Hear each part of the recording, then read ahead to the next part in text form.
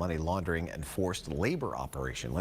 Well, a third person has now been indicted in the federal case against the Kingdom of God Global Church, and the church leader is facing more charges after he and his two executives were accused of operating a money laundering and forced labor operation. Let's bring in Fox 13's Kylie Jones.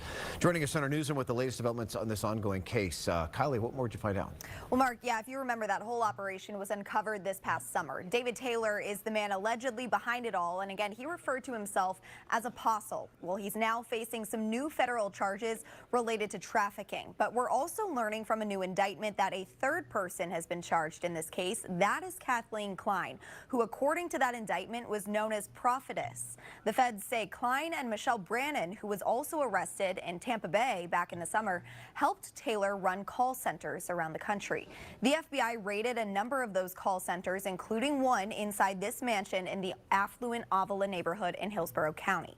Court documents previously revealed the workers inside these call centers were allegedly put through mental and physical abuse, while the head honchos were spending millions of dollars in earnings on luxury items. Now, Klein is being named in those documents, and she's accused of being another enforcer of Taylor's demands and punishments.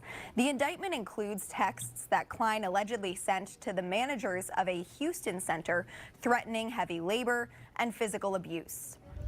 Now, meanwhile, Taylor, who's been behind bars since his arrest in August, is facing new charges of conspiracy to establish peonage, slavery, involuntary servitude, or trafficking. This new indictment accuses him of requesting and receiving sexually explicit pictures and videos from female victims within the church. The feds say some of those victims were afraid of disobeying Taylor. Now, the Kingdom of God Global Church, which was also previously known as Joshua Media Ministries, does appear to still be operating in some capacity. Last month, the church filed documents demanding its money and assets back because the church itself hadn't been charged with wrongdoing.